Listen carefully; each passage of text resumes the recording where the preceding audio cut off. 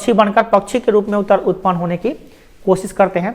वो चाहते हैं कि हम पक्षी बनकर आज़ाद पैदा हो और आज़ाद भ्रमण करें, बंगाल में पूरा सैर करें, बंगाल के हर एक कण कण को महसूस करें। कवि की यही इच्छा है।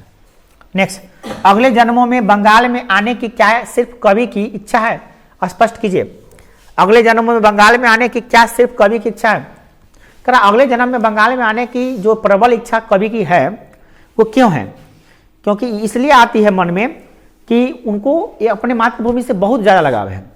जहाँ पे जिस आदमी को ज़्यादा लगाव होता है वहाँ बार बार जाना चाहता है। जैसे आपको ज़्यादा कोचिंग से लगाव है इसलिए बार बार आ जाते हैं, सुबह में आ जाते हैं, शाम में भी आ जाते हैं ना, कभी कभी बीच में गैप मार देते हैं पलटी, है ना। तो नीतीश कुमार देखेंगे, है ना, सेम टू सेम। तो ये जो है ना, इनको बंगाल में आने की बड़ा चाहत है क्योंकि लगाव ज़्यादा हो गया है इनको, है ना। वो डेस्क बेंच से, मतलब हम लोगों को लगा डेस्क बेंच से लगाव है ना, उसी प्रकार से उनको कवि को बंगाल में धान के खेत से, नदी से, तालाब से, वहाँ के पक्षी से, पशु से बहुत ज़्यादा लगाव हो रहा है। और लगाव होने के कारण से करे कि हे भगवान, हम अगले जन्म में पैदा हो तो फिर बंगाले में धरती पर पैदा हो और हम यहीं पे जीवन व्यतीत करें, ऐसा उनकी इच्छा है। प्रेम बता रहे हैं ना। नेक्स्ट क्या है? कवि किनके बीच अंधेरे में होने की बात करते हैं? तो कवि कहते हैं सारस के बीच में अंधेरे के होने की बात करते हैं कि जब मैं सारस में पैदा लूंगा, सारस बनकर आऊंगा तो उसमें अंधेरे में रहूंगा।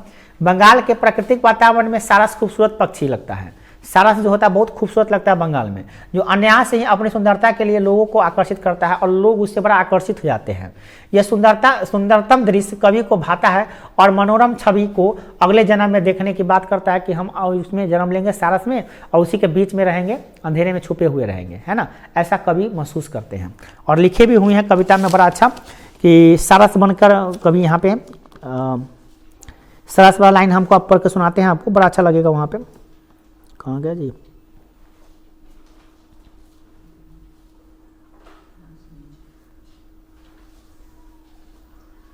हाँ, सबसे लास्ट में है, लौटते होंगे रंगीन बादलों के बीच सारस, अंधेरे में होऊंगा उन्हीं के बीच में देखना। मतलब क्या?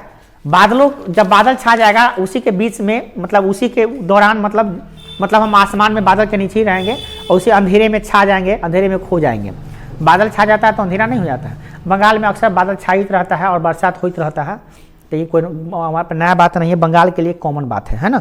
बादल छाना और वर्षा होना और पानी होना, वहाँ पे कादो कीचड़ होना, वहाँ पे नॉर्मल बात है, ठीक है ना। जैसे यहाँ भड़वारी में होता है वहाँ सालों भर वैसे ही होता है। नेक्स्ट, कविता की चित्रात्मकता पर प्रकाश डालिए। क्या कविता को पढ़ते हैं तो रंग बिरंग का चित्र दिमाग में आता है? तो अगर आता है तो हाँ, तो हम पढ़ते हैं, जैसे कविता को पढ़े थे तो उसमें रंग बिरंग का चित्र आ रहा था, खेत का आ रहा था, धान से भरा हुआ खेत, कौवा का, हंस का, सारस का, रंग बिरंग का चित्र हमारे दिमाग में आ रहा था। मतलब ये कविता चित्रात्मक है। चित्रात्मक का मतलब है चित्र आने वाला है। जब इसको पढ़ते हैं तो दिमाग में चित्र आता है ना। प्रस्तुत कविता की भाषा चित्र शैली कैसी है? चित्रमयी हो चुकी है। जिसमें प्रकृति का वर्णन किया गया अन्याय से बड़ा ही चित्रात्मक रूप से किया गया। हरे भरे खेत, लहलहाते धान, कटहल की छाया, हवा की चलने की झूमती हुई वृक्ष, उसमें टहनियाँ जो झील रही है, ये झूले के चित्र, झूला में होता है, झले लिखा गया, झूला का चित्र उसमें दिखाई पड़ता है ना। तो कहीं ना कहीं इसमें दिखाई देता है कि भाई प्रकाश, प्राकृतिक चीज़ों का मतलब समावेश है, प्राकृतिक चित्र दिखाई देता है। तो हम कह सकते हैं कि कविता चित्रात्मक है। क्या है? चित्रात्मक है। अगला है, कविता में आए बिंबों का सौंदर्य स्पष्ट कीजिए। कविता में कौन कौन से बिंब आते हैं उसकी सुंदरता को स्पष्ट कीजिए जरा आप, है ना। तो क्या करा कवि प्राकृतिक सौंदर्य के वातावरण के बिंबों को सौंदर्यपूर्ण चित्रमयी शैली से प्रस्तुत किया है। यहाँ पे बंगाल में नवयुवतियों के रूप में आने, अपने पैरों में घुंघरू बांधने के बिंब उपस्थित किए जाते हैं। हवा के झोंकों से वृक्ष की डालियां झूल रही है, उसका भी चित्र यहाँ पे दिमाग में आता है। तो कहीं ना कहीं इस कविता में रंग बिरंग के बिंब आते हैं। बिंब वही चित्र, बिंब चित्र को कहते हैं। बिंब प्रतिबिंब पढ़े हैं आप भूगोल में, भौतिकी में। बिंब माने क्या होता है? चित्र होता है। माने बिंब माने वस्तु होता है, उसका चित्र बनता है तो प्रतिबिंब कहलाता है ना। तो चित्र भी दिखाई देता है रंग बिरंग का, है ना।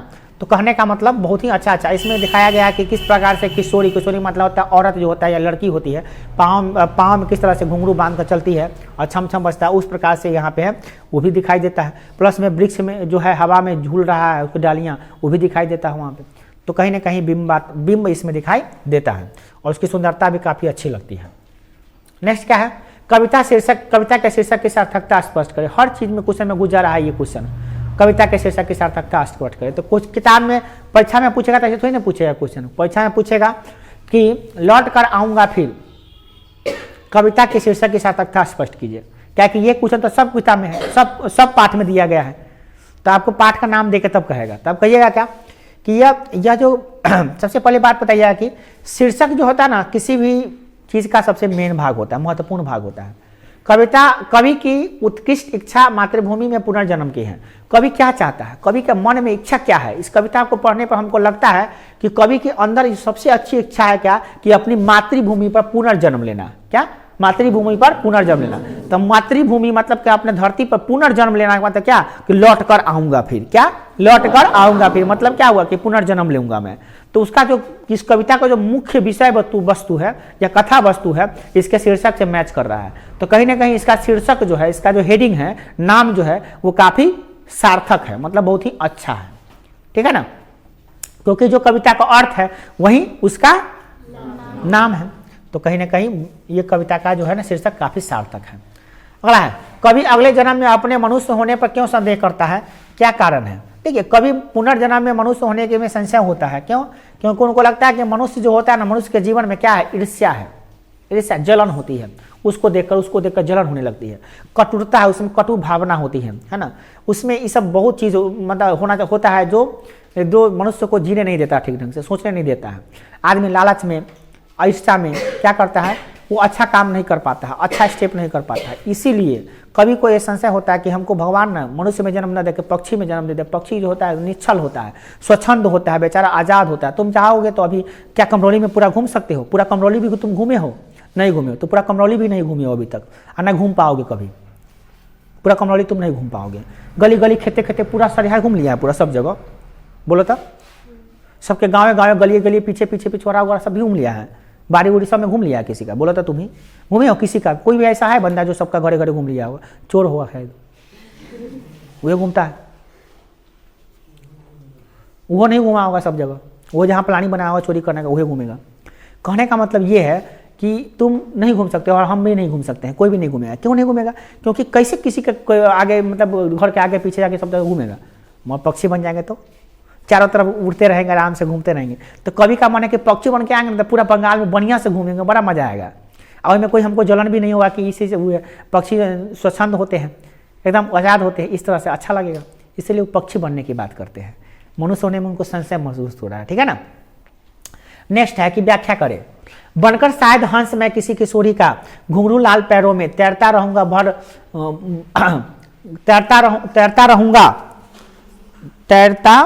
रहूंगा बस दिन। बल हो गया बस, यहाँ बस होने के जब बल लिखा गया। बस दिन दिन भर पानी में, गंध जहां होगी, होनी लिखा गया, गंध जहां होगी भी भरी घास की। कहने का मतलब क्या है कि हे भगवान, कवि चलिए लिखेंगे प्रस्तुत पंक्ति हमारे पाठ्य पुस्तक गोधूली भाग 2 में संकलित लौट कर आऊंगा फिर कविता से ली गई है। इसके कवि जो है जीवनानंद दास जी हैं। जीवनानंद दास जी एक बंगाल के सर्वश्रेष्ठ कवि हैं। उन्होंने इस पंक्ति के माध्यम से यह बताया है कि अगले जन्म में शायद मैं एक हंस बनकर आऊंगा, और मैं उस किशोरियों के जो लाल घुंघरू पैर है उसको भी मैं महसूस करूंगा, और दिन दिन भर पानी में तैरता रहूंगा हंस बनकर, और वहां पे जो घास की खुशबू होगी उसको भी मैं महसूस करूंगा। तो कहीं ना कहीं वो हंस बनने की इच्छा को जाहिर किए हैं कि पुनर्जन्म में जन्म लूंगा तो हंस बनकर आऊंगा। अगला है दूसरा नंबर। इसमें कुछ लिखा हुआ गलती रहता है इसलिए हम इसमें पढ़ रहे हैं। खेत है जहां धान की बहती नदी के किनारे फिर लौट कर आऊंगा एक दिन, है ना, करा बंगाल में, कि मैं लौट कर आऊंगा एक दिन बंगाल में। कहाँ पे? खेत है जहां धान के खेत है, बहती नदी जहां पे नदी बहती रहती है, के किनारे फिर लौट कर, उसी नदी के किनारे, बहती नदी के किनारे मैं लौट कर आऊंगा बंगाल में। तो लिखेंगे प्रस्तुत पंक्ति हमारे पाठ्य पुस्तक गोधूली भाग 2 में संकलित लौट कर आऊंगा फिर कविता से ली गई है। इसके कवि जीवनानंद दास जी हैं, जो बंगाल के सबसे सर्वश्रेष्ठ कवि हैं। वो बंगाली भाषा में बहुत अच्छी अच्छी रचनाओं को लिखे हैं। प्रस्तुत पंक्ति के माध्यम से जीवनानंद दास जी ये बताते हैं कि बंगाल में मैं पुनः जन्म लूंगा, वही बंगाल जहाँ पे हरे भरे धान के खेत होते हैं और नदियाँ बहती हैं, उस जगह पे मुझे पुनः जन्म लेने की इच्छा है। और मैं भगवान से प्रार्थना करता हूँ कि मुझे पुनः जन्म मिले तो इसी बंगाल के हरे भरे खेत में या नदियों के किनारे मिले, और हमें इसमें पुनः जन्म लेकर इसका आनंद ले पाऊँ, प्राकृतिक आनंद को और महसूस कर पाऊँ।